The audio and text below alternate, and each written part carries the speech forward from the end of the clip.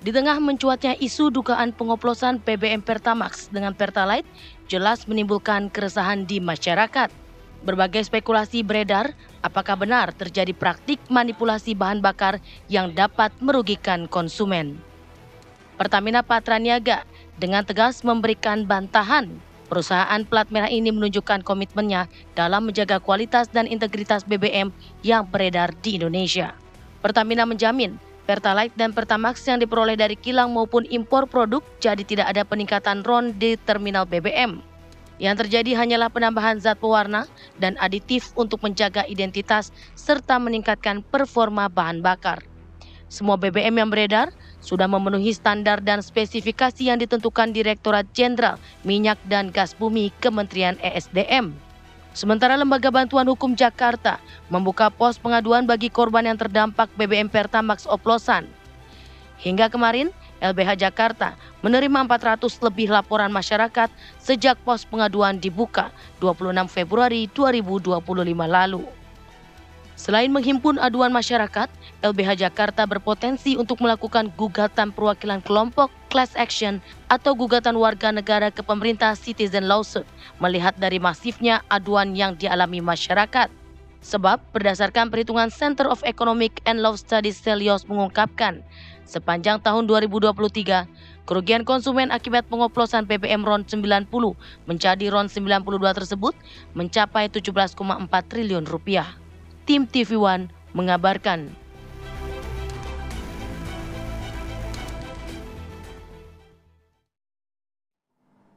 Kembali di Apa Kabar Indonesia Pagi, pemirsa. Tadi kita sudah menyimak bagaimana paket pengantar dialog kita pada pagi hari ini, di mana kemarin juga Komisi 12 DPR RI sudah melakukan sidak ya, Andi Kumala dan pemirsa SPBU, ya? Di sejumlah SPBU yang menyatakan bahwa hari ini tidak ada manipulasi bahan bakar minyak. Berarti RON-nya sesuai ya, dengan betul. spesifikasinya. Tapi yang menjadi pertanyaan bahwa kasus kemarin kan ini kan berlangsungnya di sepanjang tahun 2018 hingga 2023. Kemudian masyarakat Indonesia juga ini banyak yang memberikan respon negatif bahwa benarkah sepanjang tahun tersebut mereka membeli BBM Pertamax ini betul-betul mendapatkan RON 92.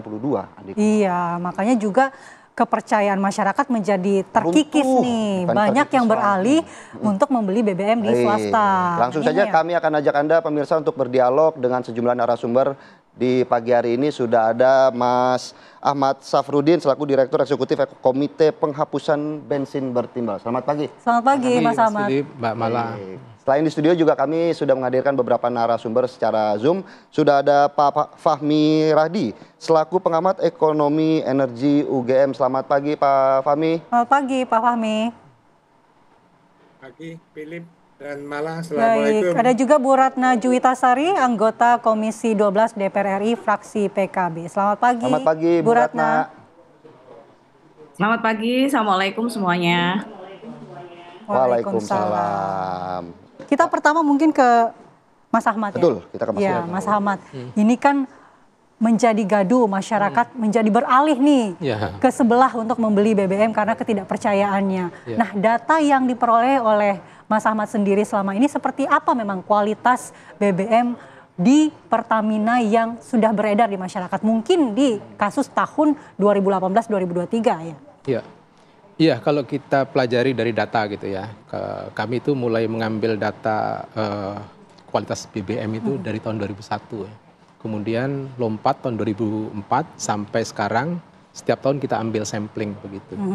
Nah, dari data yang kita peroleh memang ada kota ya yang mereka memperoleh BBM sesuai dengan spek, terutama RON-nya gitu ya.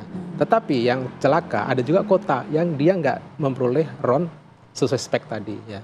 Contohnya ya kalau konteks Pertamax, ada kota-kota tertentu yang mendapatkan Pertamax dengan RON hanya 91 gitu.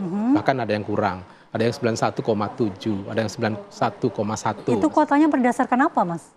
Nah sebenarnya kan kita cek ya itu, kita ambil sampel, kemudian kita bawa ke laboratorium sehingga kita bisa memperoleh informasi atau data tentang kualitas tadi. Sebenarnya tidak hanya RON ya, tetapi juga ada kadar belerang, kadar PB, dan berbagai parameter yang kurang lebih ada 14 parameter gitu. Jadi hampir semuanya itu bervariasi. dan semuanya tidak sesuai dengan spek itu. Memang sekali lagi ada kota-kota tertentu yang sesuai dengan spek itu. Tapi kita lihat banyak kota yang tidak sesuai spek tadi. Apalagi kalau bensin yang bersubsidi ya. Dulu ada premium 88. Faktanya tidak semua masyarakat bisa memperoleh premium 88. Ada yang hanya 86, ada yang 87. Tapi ada juga kota yang mujur. Dia dapat premium dengan RON 89 gitu. Demikian juga untuk Pertalite ya. Idealnya kan dia dapat RON 90 gitu. Tapi tetap di berbagai kota itu terjadi variasi tadi. Nah, konteks inilah sebenarnya sebagai produsen gitu ya, Pertamina bertanggung jawab untuk menyediakan BBM sih sesuai spek ya, minimum yang ditetapkan oleh Dirjen Migas gitu. Kalau Pertamax RON 92 ya masyarakat waktu mengisi BBM di SPBU di situ harus dapat yang 92 tadi. Berarti Mas Ahmad kalau sudah melakukan teknik pengambilan sampling sejak 2001, artinya motif korupsi yang saat ini dilakukan oleh para petinggi Pertamina sudah terendus dengan melakukan manipulasi kualitas dari BBM dong? Ya, harusnya begitu. Dan kami juga sudah dibantu kawan-kawan media ya. Kami merilis temuan-temuan kami itu berulang-ulang gitu. Dan sangat pedas, bukan pedas lagi, sangat keras ya. Beberapa media juga mengatakan bahwa misalnya contohnya waktu dulu masih bensin bertimbal ya. Kami menyampaikan dengan topik-topik yang sangat keras. Misalnya timbal, manipulasi harga BBM. Nah seperti itu. Kemudian di lain kesempatan kita juga menyampaikan juga ya, dugaan manipulasi harga BBM. Karena terkait dengan kualitas tadi gitu. Kan Pertamina diberikan tugas oleh negara ya untuk menyediakan BBM untuk seluruh wilayah Republik Indonesia. Dengan menggunakan patokan harga internasional. Dalam konteks ini MOPS ya. Main Oil Plant Singapore. Nah, yang kami kritisi, kenapa yang dijadikan patokan hanya harganya? Kenapa kualitasnya tidak gitu? Ini analoginya begini ya. Kita disuruh ibu kita ya untuk beli emas 24 karat. Diberi uang senilai untuk membeli 24 karat. Tapi saya belikan yang 18 karat gitu. Berarti kan saya menilap uang untuk pembelian emas 24 karat. Nah, analoginya seperti itu. Baik. Karena kita hanya menggunakan patokan harga internasional, tetapi mutunya bukan mutu internasional tadi. Berarti rumusan MOPS itu tidak hanya harusnya digunakan ke harga, tapi juga ke kualitas ya. Betul. Kita tanyakan ke Pak Fahmi. Ya, Pak Fahmi, mungkin dengan data yang diperoleh oleh Mas Ahmad ini ada komentar mungkin Pak, bagaimana sebenarnya uji kualitas yang dilakukan oleh Pertamina dalam mengimpor atau melakukan pembelian BBM ini, Pak? Ya, pertama saya juga percaya bahwa branding tadi ada gitu ya. Dan branding ini sesungguhnya common practice di dunia perminyakan, asal tidak untuk digunakan untuk tindak pidana yang merugikan negara maupun masyarakat gitu ya. Nah, yang sekarang ini jelas merugikan negara karena dia membeli Pertalite tetapi invoice-nya Pertamax gitu ya. Itu, dan yang kedua ini juga merugikan masyarakat karena masyarakat itu membeli atau membayar gitu ya Pertamax tetapi dapatnya Pertalite. Nah, bagaimana itu bisa terjadi gitu ya? Sungguhnya tata kelola di Pertamina itu sudah cukup baik gitu ya. Dalam arti pengawasannya itu bertingkat gitu ya. Misalnya mulai dari kilang, kemudian di depo, dan juga di SPBU gitu ya. Mestinya itu tidak akan terjadi gitu ya. Tetapi kalau kita menyaksikan gitu ya, yang ditangkap gitu ya, ini para elit dari Patra Niaga itu ya, mulai dari Direktur Utama, Direktur Pemasaran, sampai itu semua elit tadi yang dia mempunyai kewenangan untuk mengatur apakah distribusi termasuk juga pengawasan juga. Saya ingin mengatakan gitu ya, dengan kewenangan yang besar tadi, maka barangkali setelah BBM blending tadi beredar di SPBU, maka sebagai seorang dirut, asumsi saya dengan mudah untuk mencegah pengawasan tadi sehingga lolos begitu saja gitu ya. Berbeda kalau yang pelakunya itu pegawai tingkat bawah itu barangkali kesulitan gitu ya. Tapi seorang direktur utama dengan mudah mengatakan ini sudah sesuai dengan spek misalnya, sehingga tidak perlu dicek lagi, itu bisa akan terjadi. Nah, ini saya kira bentuk-bentuk manipulasi dan tindak pidana kesehatan yang saya meyakini ini sebagai kegiatan dari mafia migas gitu ya. Karena modus yang dilakukan saat ini sama dengan beberapa tahun yang lalu yang kebetulan saya pernah jadi anggota tim anti mafia migas gitu ya.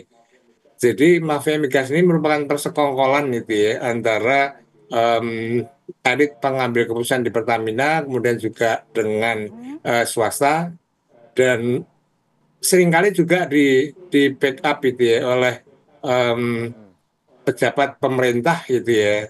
Nah, sehingga dengan mudah dia melakukan itu gitu ya. Nah, pada saat di Petra itu juga melakukan blending gitu ya. Hanya blendingnya itu karena downgrade dari pertama ke premium, saat itu premium itu ya. Itu tidak merugikan rakyat, tetapi modus itu digunakan gitu ya karena penetapan harga pokok produksinya sulit, maka kemudian dia dengan mudah memarkup dan harga markup itulah kemudian yang dimintakan pada Pertamina atau pemerintah, sehingga di situ ada kerugian itu ya. Nah, kalau sekarang ini upgrade gitu ya dari RON 90 di upgrade jadi RON 92, dan ini secara teknis akan menimbulkan masalah gitu ya. Pada saat itu didistribusikan, maka pasti akan menimbulkan keluhan masyarakat tadi, mesinnya rontok, tidak bisa gaspol dan lain sebagainya itu. Itu barangkali yang perlu disidik lebih lanjut gitu ya. Dan yang paling bahaya gitu ya, ini menimbulkan ketidakpercayaan masyarakat yang sangat meluas, dan ini beresiko gitu ya. Resiko yang pertama tadi konsumen akan pindah dari SPBU Pertamina ke asing.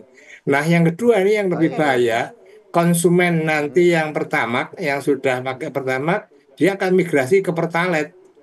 Konsumen akan berpikir dari saya membeli seharga Pertamax tapi dapatnya Pertalite. Ya mendingan saya beli Pertalite dengan harga yang Pertalite.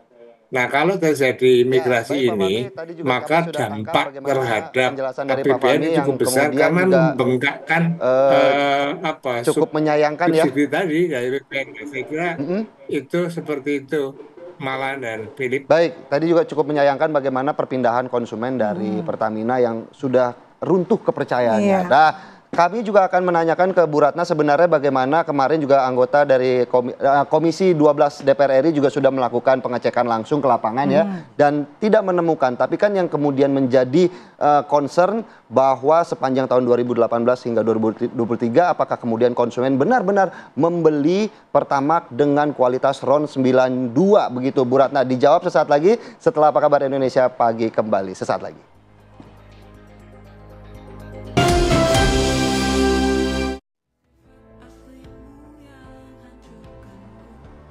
Ya pemirsa, viral di media sosial antrean yang tidak biasanya bensin di SPBU ya? Ya, betul. Yang ini ada SPBU swasta ini tiba-tiba saja membludak begitu. Kasus korupsi di Pertamina dengan Pertamax oplosan membuat masyarakat menjadi berpindah merek ke merek lain. Jadi kalau dilihat banyak antrean kendaraan mengular demi mengisi bahan bakar di SPBU Shell di sejumlah daerah. Tuh. Ini video-video yang beredar ya, video-video viral. Tentunya ini menjadi PR ya yang sangat besar bagi pemerintah, bagaimana untuk mengembalikan kepercayaan masyarakat harus ya. Membangun kembali kepercayaan masyarakat yang sudah runtuh terkait fenomena korupsi dan juga bensin oplosan ataupun blending yang terjadi di Pertamina. Dan pemirsa, langsung saja kami akan mengajak Anda untuk kembali berdialog dengan sejumlah narasumber. Saya akan ke Bu Ratna. Bu, kemarin juga Komisi 12 DPR RI sudah melakukan pengecekan langsung ke lapangan. Bagaimana kemudian sejauh ini hasil ataupun tanggapan dari Komisi 12 terkait fenomena korupsi di Pertamina ini, Bu? Jadi yang pertama tentu kami sebagai wakil rakyat sangat mengapresiasi ya proses hukum yang sudah dilakukan oleh kejaksaan dalam hal ini, dan kami juga sangat menghormati. Dan untuk merespon hal tersebut sebenarnya di tanggal 26 Februari di hari Rabu itu kami melaksanakan RDP dan RDPU dengan PT Pertamina Patraniaga, lalu ada perwakilan dari Shell, perwakilan dari Vivo, AKR, BP dan lain sebagainya untuk mengkonfirmasi sebenarnya standarisasi dari oktan ataupun RON yang ada dalam BBM di Indonesia ini yang bertanggung jawab siapa begitu ya. Dan ternyata sudah disampaikan langsung oleh beliau-beliau ini bahwa kita ini punya yang namanya Lemigas yang dimiliki oleh Dirjen Migas di bawah Kementerian ESDM yang bertanggung jawab untuk mengeluarkan sertifikasi maupun mengevaluasi terkait kualitas dari BBM yang disalurkan atau didistribusikan di tiap-tiap SPBU. Dan itu sudah lama terjadi begitu. Nah, berikutnya kami juga menanyakan terkait bagaimana skema dari pengecekan yang dilakukan oleh Lemigas. Oleh sebab itu kami mengadakan sidak di hari Kamis ya, tanggal 27 Februari kemarin di SPBU milik Pertamina dan SPBU milik Shell yang memang ternyata jadi kesepakatan Dirjen Migas itu memberikan warna tertentu terkait level oktan yang berbeda, level RON yang berbeda. Contoh kalau misalnya dalam hal ini Pertamina Patraniaga punya Pertamax di RON 92 gitu, Shell punya Supercell yang RON-nya sama 92, itu warnanya sama-sama berwarna biru begitu ya, yang tadi disebutkan zat aditif untuk pembeda dan juga meningkatkan performa. Nah, ini langsung diuji lab oleh Lemigas. Dan setelah hasilnya keluar akan diumumkan secara langsung oleh Menteri ESDM dalam hal ini yang bertanggung jawab ya, terkait bagaimana sebenarnya adakah perbedaan kualitas antara yang punyanya Pertamina Patraniaga ini dengan punya yang swasta. Tapi kami di Komisi 12 meyakini bahwa proses hukum biarlah berjalan gitu. Kita fokus aja di konspirasinya, korupsinya, proses markup-nya gitu. Yang penting adalah kita harus meluruskan narasi-narasi liar yang berkembang di masyarakat bahwa mereka selama ini dalam tanda petik dibohongi begitu kan. Mereka mendapatkan kualitas yang tidak sesuai dengan nilai keekonomian yang telah dibayarkan. Nah, itu yang harus kita luruskan. Oleh sebab itu kami sangat mengapresiasi banyak sekali civil society seperti Pak Ahmad dan kawan-kawan yang sudah mengawal begitu ya. Barangkali ada masyarakat yang memang merasa dirugikan selama ini dan memang memiliki bukti-bukti yang prudent begitu.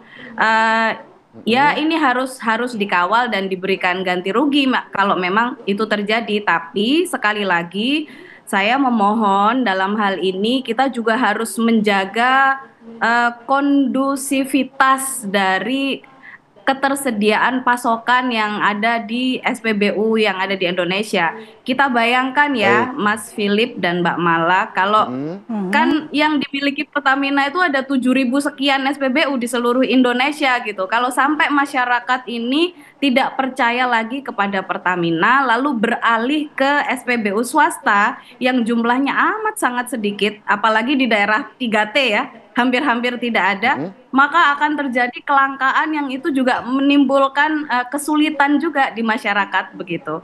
Jadi kami dari Komisi 12, utamanya dari fraksi Partai Kebangkitan Bangsa, kami mendukung terkait bersih-bersih yang dilakukan oleh Pak Presiden di semua institusi termasuk Pertamina. Cuman kita juga harus mengawal agar proses bersih-bersih ini tidak mengganggu aktivitas keseharian masyarakat yang ada di Republik ini. Baik. Tapi Bu Ratna, jika memang suasana batin masyarakat saat ini merasa dirugikan, merasa dibohongi, lalu apa yang harus dilakukan agar kepercayaan itu kembali? Apakah uji transparansi kualitas BBM-nya itu harus dilakukan secara terbuka atau seperti apa mekanismenya? Agar masyarakat kembali trust-nya begitu, Bu? Bahkan yang mungkin bisa dilakukan membuka data yang dimiliki oleh mungkin Dirjen Migas begitu ya, sepanjang data tahun uji kualitasnya itu. sepanjang tahun 2018 hingga 2023 untuk kemudian membangun kembali kepercayaan konsumen terutama masyarakat Indonesia, Bu Ratna. Saya setuju sih, saya setuju. Kami sepakat apapun yang hari ini bisa dilakukan oleh pemerintah, baik itu Kementerian ESDM dalam hal ini maupun Pertamina Patraniaga untuk bisa membangun lagi trust publik kepada Pertamina begitu ya. Itu harus dilakukan, termasuk transparansi terkait data yang dimiliki oleh Lemigas yang menjadi hasil dari random sampling mereka mulai dari tahun 2018 ke 2023. Kalau misalnya itu membuat publik kembali percaya bahwa apa yang diberikan oleh Pertamina itu sudah sesuai kualitasnya dengan spek yang dijanjikan, why not gitu. Itu harus dilakukan kalau menurut pemahaman kami. Ya. Baik Bu Ratna, kita kembali ke Mas Ahmad. Mas Ahmad, dari aduan-aduan yang diperoleh KPBB dari masyarakat ini, apakah benar-benar ini ada dampak dari kualitas BBM yang tidak sesuai, Mas? Ya ada. Karena berkali-kali Pertamina menyatakan bahwa dari segi kualitasnya itu sudah sesuai, blendingnya ini hanya zat aditif, zat pewarna, dan itu adalah common terjadi di BBM. Itu artinya kan baru klaim sepihak dari Pertamina ya, berdasarkan warna, speknya sudah sesuai. Tapi kan yang di SPBU kan belum tentu. Dari pemantauan yang kami lakukan, seperti yang kita ceritakan di awal tadi ya, ternyata bervariasi kualitas BBM di seluruh Republik Indonesia ini, sekalipun speknya sama gitu ya.